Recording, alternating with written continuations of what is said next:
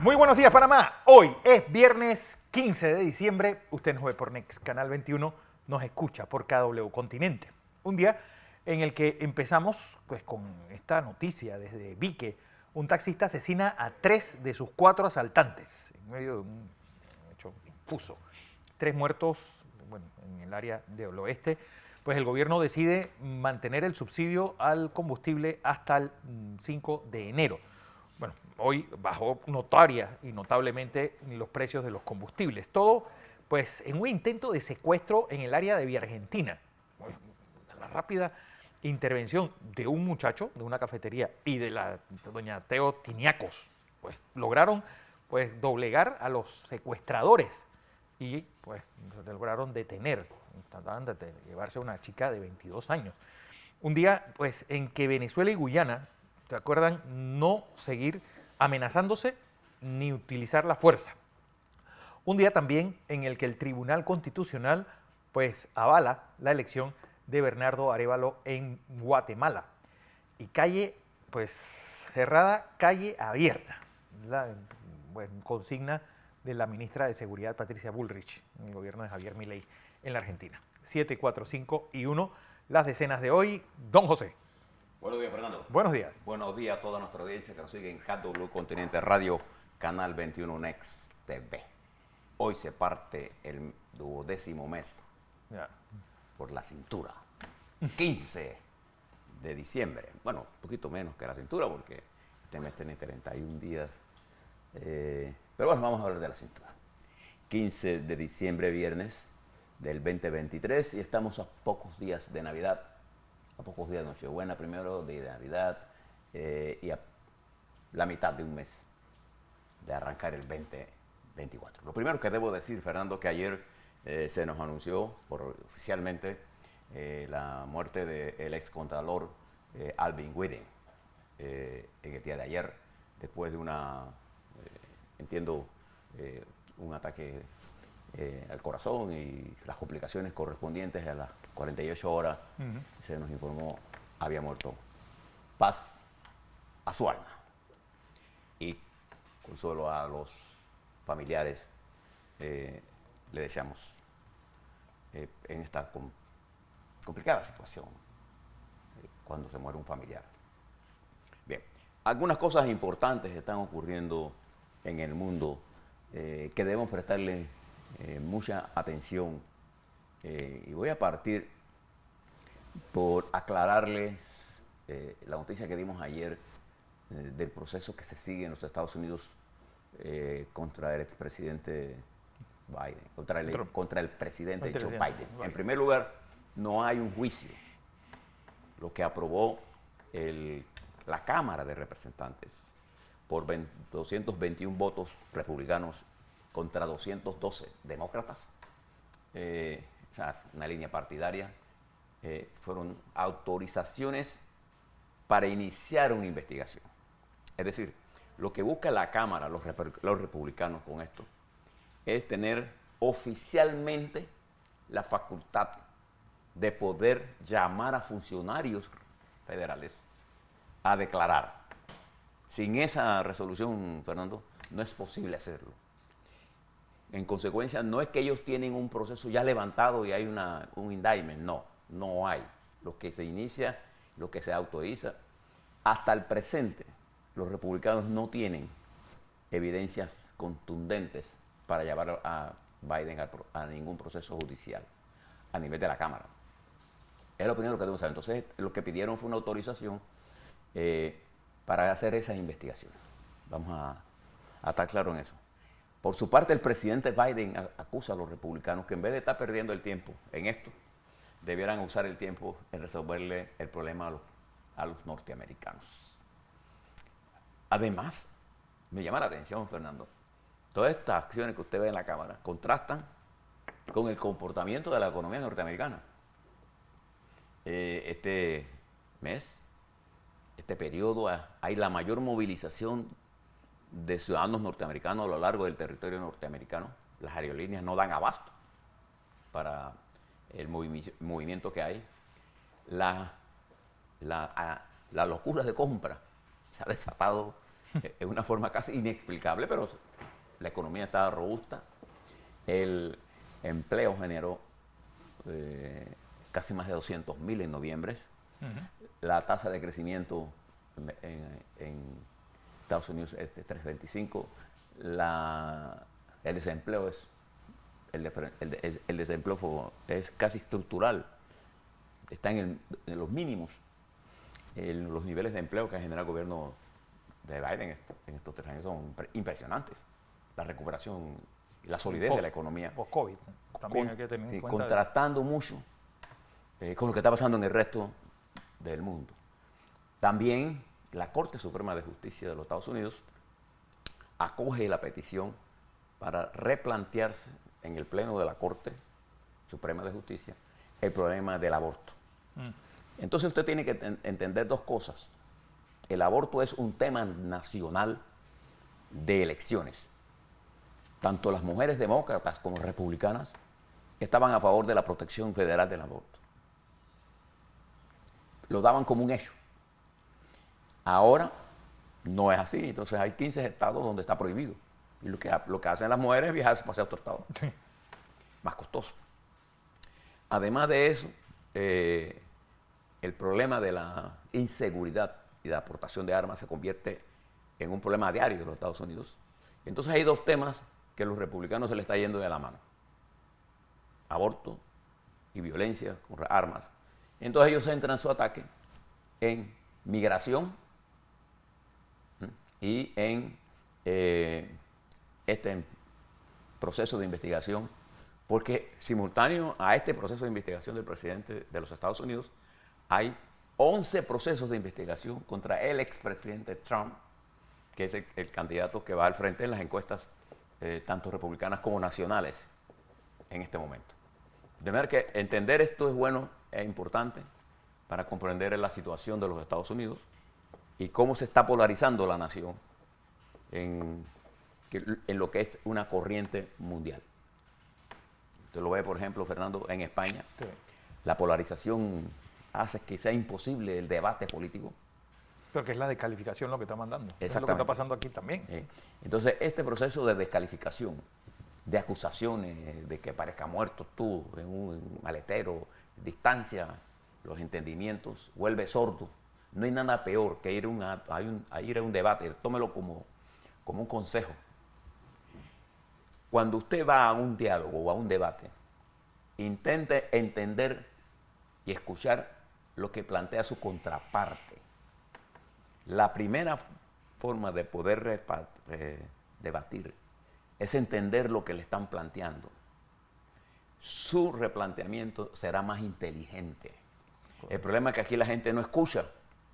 Pero ¿dónde están los millones de dólares gastados en el subsidio electoral exactamente para elevar debates, para que la gente entienda pues, que los partidos sean promotores de soluciones y no de idioteces? Eso es una plata perdida. Ni siquiera les dan oratoria. Pero igual uno ve a los tipos abuseando y diciendo estupideces. Igual, deja claro que eso no ha servido absolutamente para nada. Eso es una parte del problema. Sí, pero digo, si tú te metes en un partido político, ese partido político te tiene que... esta es la visión que nosotros tenemos del país. Esta es la visión que nosotros tenemos para solucionar este problema. Este es el hombre que si nosotros llegamos al gobierno va a ser ministro de Economía, este va a ser el ministro de Desarrollo Agropecuario. Pero no, llega cualquier pelafustán de estos a aprender durante 6 meses en el puesto, una cosa que nunca termina de aprender. Y todo eso es un atraso con una plata que supuestamente debe invertirse en eso. Pero es que todo lo que estamos haciendo nosotros en inversión de educación, tanto en lo formal de los partidos como en la educación misma per se, es una plata. Nosotros somos los que más invertimos en educación. Pero tenemos los peores resultados. ¿Por qué? Porque estamos haciendo lo mismo que hacíamos antes. En la educación pública y privada estamos memorizando. La educación privada ha modernizado parte del proceso de aprendizaje. O sea, es la contradicción, es la confrontación, es la discusión que debe de ser impulsada en la vida política. Los partidos de antes, ¿qué eran, Fernando? Sí. Eran canteras de discusión de cuadros políticos, entre ellos y entre los demás partidos. ¿Y dónde está? Porque uno tenía, por ejemplo, el Partido del Pueblo. Compara los cuadros que formaba el Partido del Pueblo con lo que está formando ahora el FAT.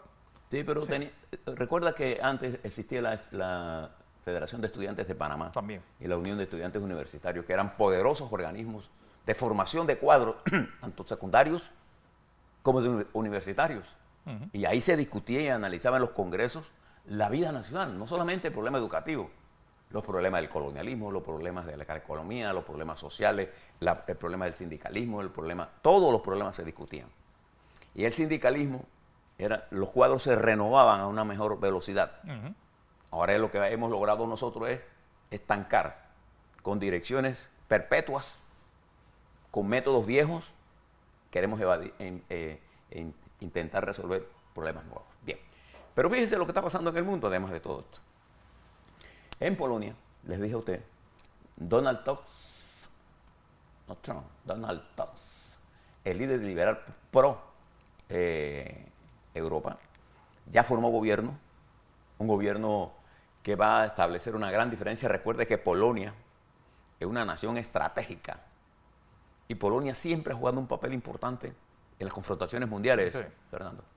Y va a haber cambios fundamentales en Polonia en pro de Europa, contrario a lo que hace Orbán en Hungría, que ahora mismo su papel es chantajear a la Unión Europea. O me dan plata a mí o paralizo la ayuda a Ucrania. Entonces, estas renovaciones que se están produciendo en Europa están produciendo nuevos escenarios políticos. Eso es lo que quiero plantearles. Tanto lo que sucede en España, que le está haciendo daño a la estructura política española. No importa que sea usted de centro, de derecha o de izquierda, el daño. Está tomado por extremistas. Sí. Si Entonces, tú mueves el centro hacia la izquierda o hacia la derecha, claro, termina de al final esto termina en refriegas en las calles, con los más vociferantes tomándose el debate y tomándose la democracia. Bien.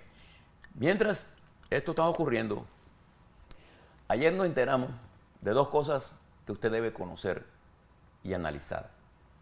Una de ellas es la reunión, el resultado de la reunión que se dio en la isla San Vicente y Granadinas.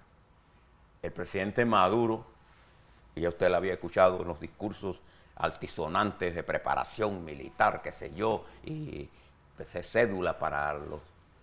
Yo no sé si usted conoce la gente de Guyana. Yo he estado en Guyana varias veces.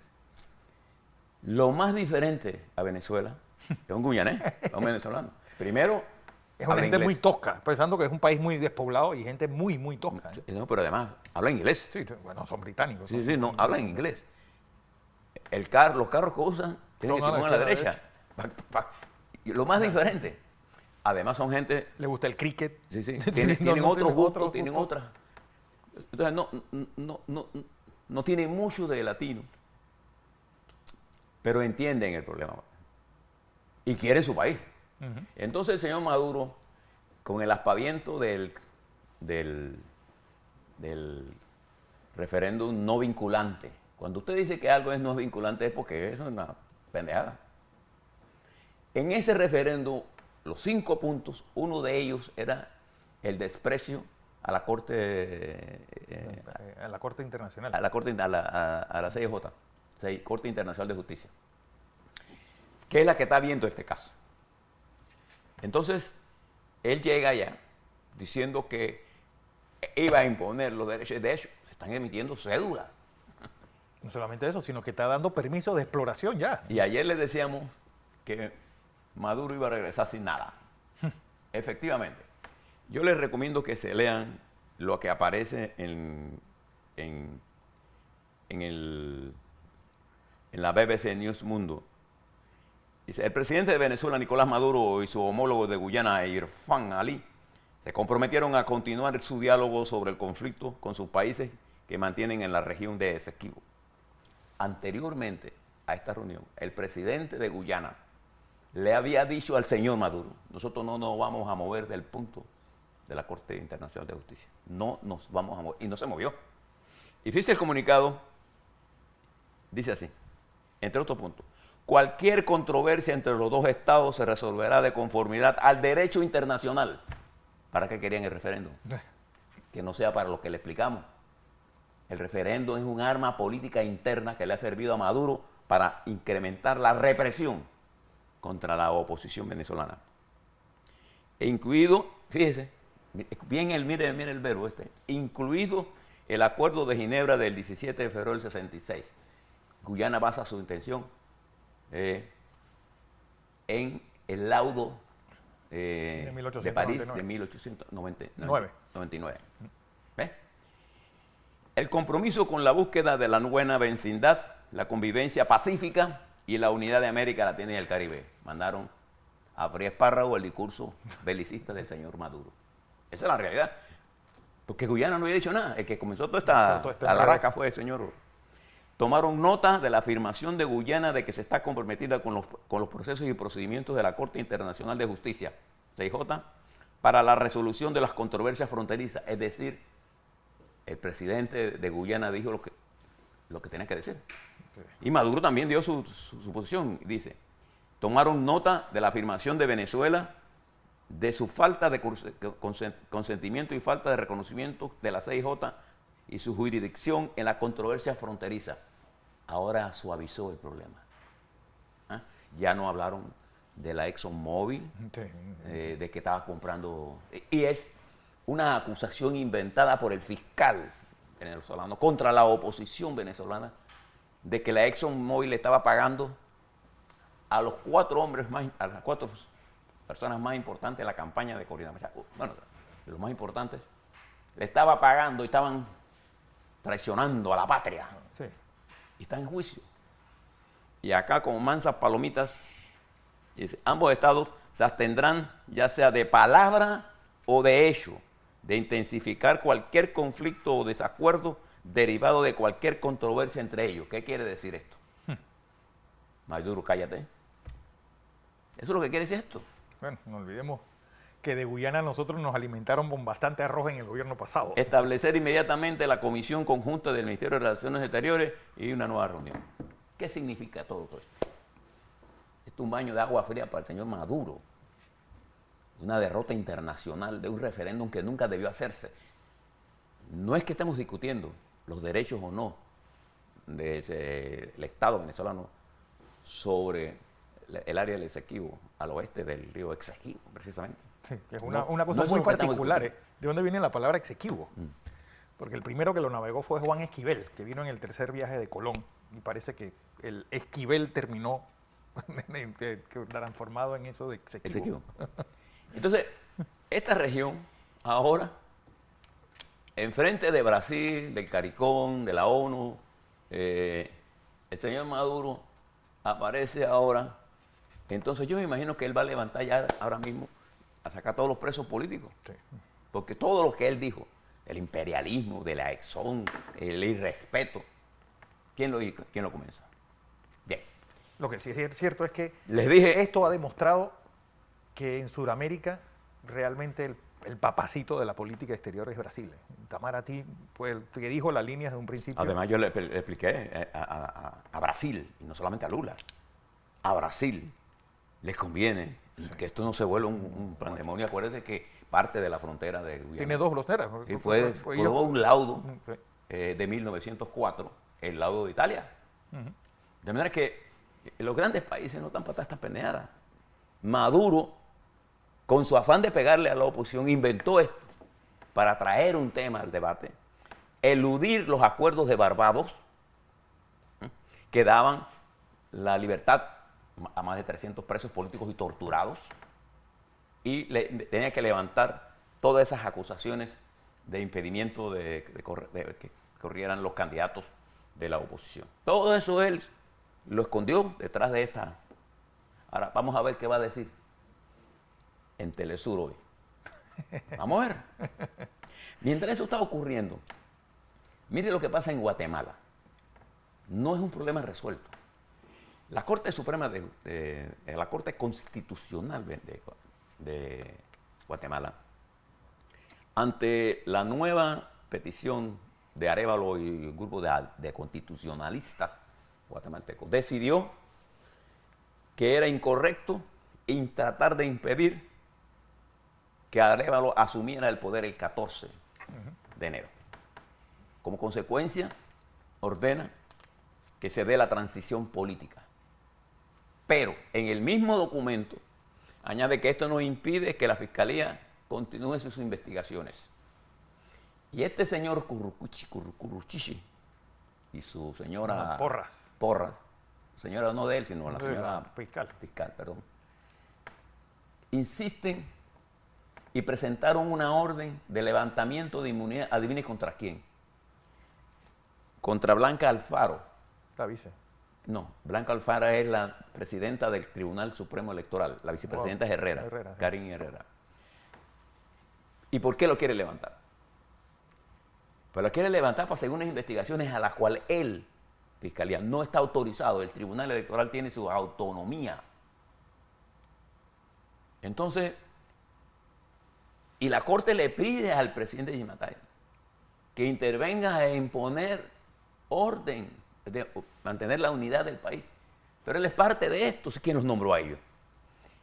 Es que en la Corte Suprema de Justicia de Guatemala y en el órgano judicial funciona el control de la oligarquía y el crimen organizado que controlan la corrupción de ese país. Y el amigo del señor presidente. Miguelito. El amigo Miguelito, juega un papel importante, Miguelito ahí. Entonces, esta situación no está resuelta. Pero la Corte se vio presionada por las medidas que tomó el Departamento de Estado. ¿Recuerdan lo que les dije a ustedes? Este inusual documento del Departamento de Estado que era contundente en la defensa de la democracia. La posición de la OEA, que nos explicó aquí la señora canciller nuestra, la invocación de la Carta Democrática, la posición de la Unión Europea, que emitió una resolución ayer diciendo que todos los implicados en este intento de golpe serán sancionados. Entonces, claro, el ejército echó para atrás. Y las fuerzas de Gimatay han comenzado a mirar que a ellos les gusta ir a Nueva York, y a Los Ángeles, y a comprar en Miami, y algunas de sus novias están por allá, con casa. Novios. Que no pueden, o novios. Entonces ahora ellos dicen, no. Pero la democracia está acechada en Guatemala. El Poder Judicial,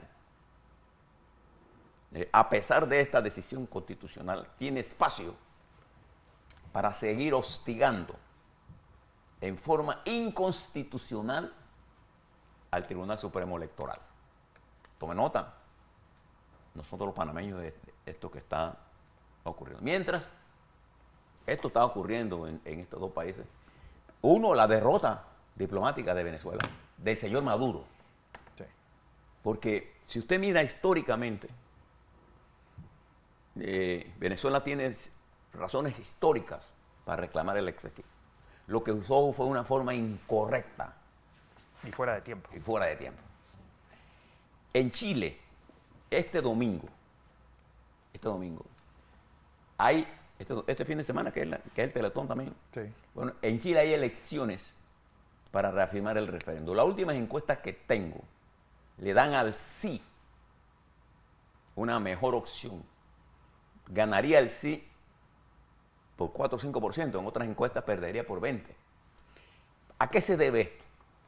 El gobierno del presidente Boric se encuentra en este momento, el día del referéndum, o sea, unos días antes del referéndum, se hizo público las acusaciones más defundadas ahora contra un ministro de Estado y una diputada del gobierno de Boric por el reparto a las ONG de dinero en forma indebida.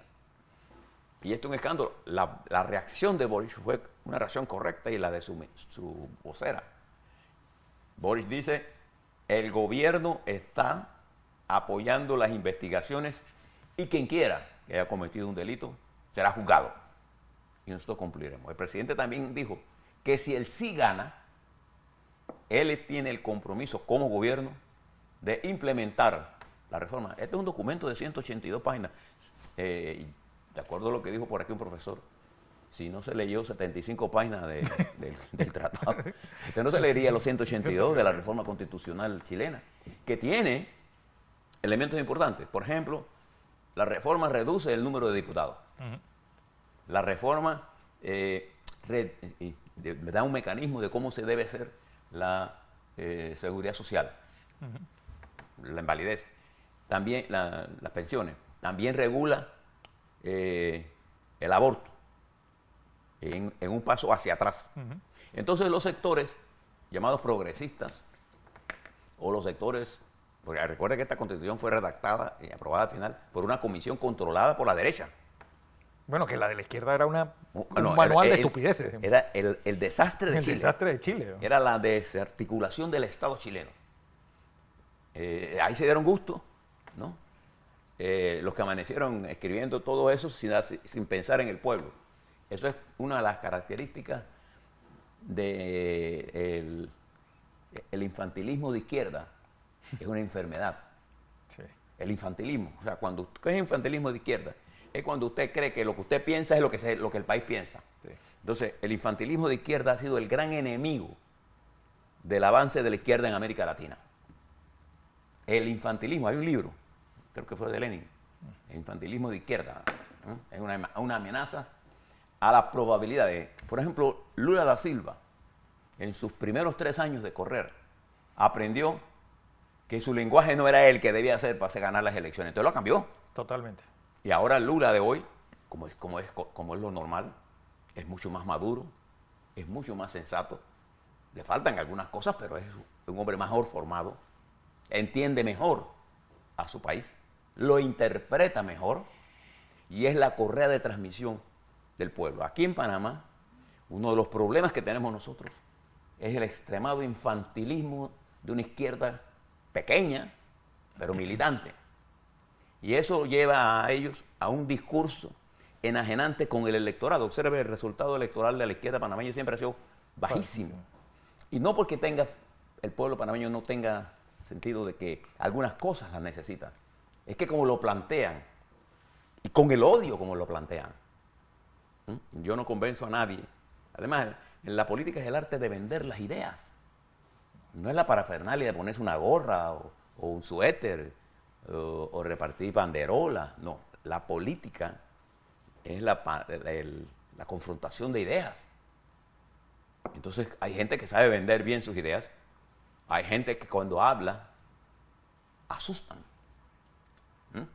Entonces, estas cosas usted las está viendo en España, pero quizás lo está viendo con más fuerza en la guerra que está librando Israel en Gaza. Creo que el señor presidente, el primer ministro Netanyahu, empujado por un gobierno ultraconservador y por sus propios pensamientos, está llevando la guerra a los puntos más allá de la tolerancia del mundo. Sí. Y el mundo está abandonando a Israel. Y los ataques que están dando a la población, el exterminio, el asesinato de niños y mujeres, el replanteamiento de querer que los palestinos salgan. Sí, que se vayan, no importa dónde, que se vayan. Ellos no creen en la creación de un Estado. Este gobierno ultraconservador no cree en eso. Entonces, se ha planteado ya un aislamiento.